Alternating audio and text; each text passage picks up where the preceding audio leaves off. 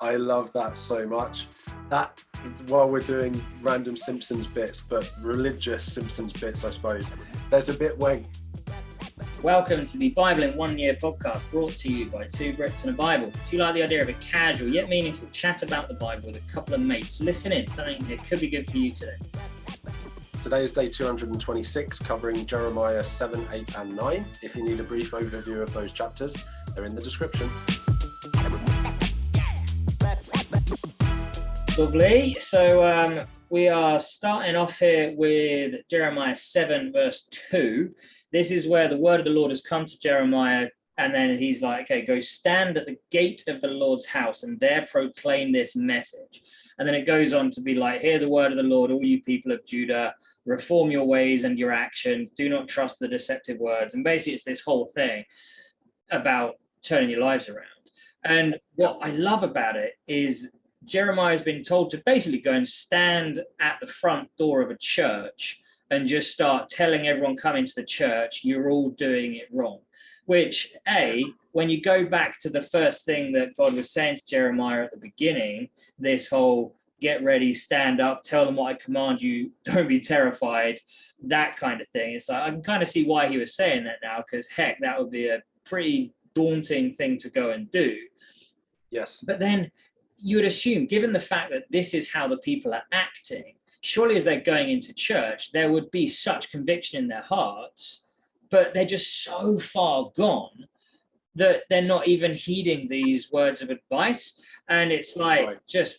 I just said, damn, that would take some stones just to stand there and start yelling at people walking into their Sunday morning church wearing their nice suits and all that kind of crap. And start giving them it. Love it.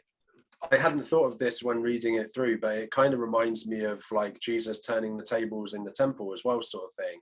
Those kind of vibes. It's like, it's pretty incredible stuff, really. I'm going to skip down to 7 verse 19. Oh. But I am the one they are provoking, declares the Lord. Are they not rather harming themselves to their own shame? So it's important to remember that God's anger when we pray to idols or to other gods or anything like that, at least partially is his frustration of knowing we're harming ourselves, because as he is justice, he is perfect justice, he has to punish those who sin without his free gift of grace. It's that simple. It's not that he wants to punish us, it's that he has to be just. Yeah, that's very true, man. That's good. Awesome. Sorry. That probably is my peak today. So I'm going to go from that to something less impressive, which is just in the next little section in 7:21. It says, this is what the Lord Almighty, the God of Israel, says, go ahead, add your burnt offerings to your other sacrifices and eat the meat yourselves. So when I brought your ancestors out of Egypt, stuff like that. And it was this eat the meat yourselves bit reminded me of The Simpsons, where Homer is like, God, I've brought you this sacrifice of whatever it is. If you want me to eat it for you, give me no sign. And it just made me chuckle a little bit there. I love that so much. That, while we're doing random Simpsons bits, but religious Simpsons bits, I suppose, there's a bit where Homer keeps on like talking to a waffle that's stuck to the ceiling and like praying to the waffle, and Marge is like, that's not God, that's just a waffle that got stuck up there. She like gets it off of the ceiling and he grabs it and he's like, I know I shouldn't eat thee, and then just like eats the waffle. Homer Simpson. I love it. What an idiot, but brilliant. Cool. So then back to something slightly better, 7 verse 30, and it's saying they built these high places. 7 verse 30, what did I say there? I'm going to have to read it from here. They built these high places to burn their sons and daughters in the fire. Oh yeah. And in the Bible Project video about Jeremiah, it threw up this great side-by-side of people going to church and burning sacrifices like goats at the altar, and a priest giving a message, and then a side-by-side of people with like a little kid tied up with a fire ready for an altar, and people like worshiping idols and stuff, and just the side-by-side of the two things going on at the same time, pretty much the same people doing the same things, different on a Sunday to how they are the rest of the week. And it just really hit me, that little image. I'll see if I can pull it up and throw it in there, because it's so heavy. And it's like so often we can live these two very different lives simultaneously, and seemingly justify it to ourselves. I did that for so long. And I think a lot of Christians do. And it's just, that's not what God is calling for. He wants all of us and the best of us. That's good. So there you go. You went from Homer Simpson to great theology. I love it. That's what this podcast is all about.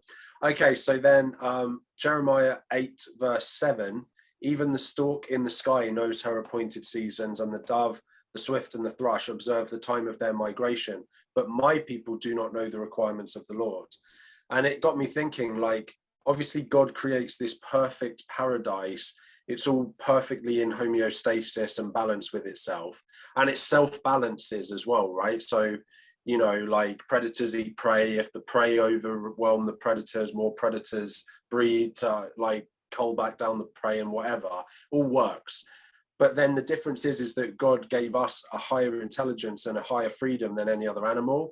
And the risk that came with that, and obviously that is the story of Genesis, is that by giving us that freedom, he also gave us that option to rebel.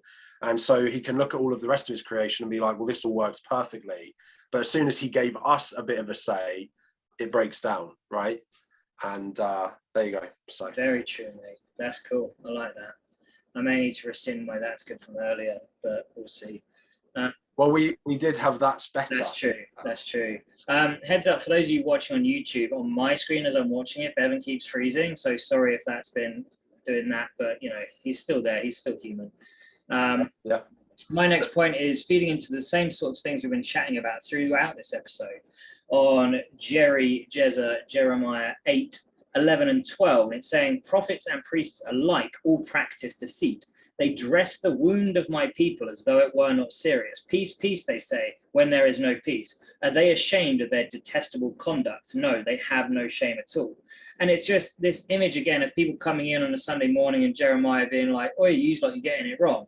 And the priest is there just like, it's not as though he's like, no, we're doing it right. He is intent, the priest, prophet, whatever in this, it's saying that they are practicing deceit.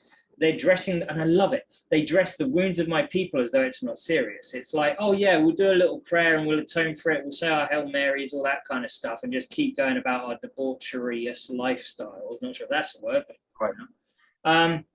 And I just like, man alive, just priests glossing over this issue of sin and shame. No wonder the whole place was so messed up. They're just like being accountable to the cock up they're making.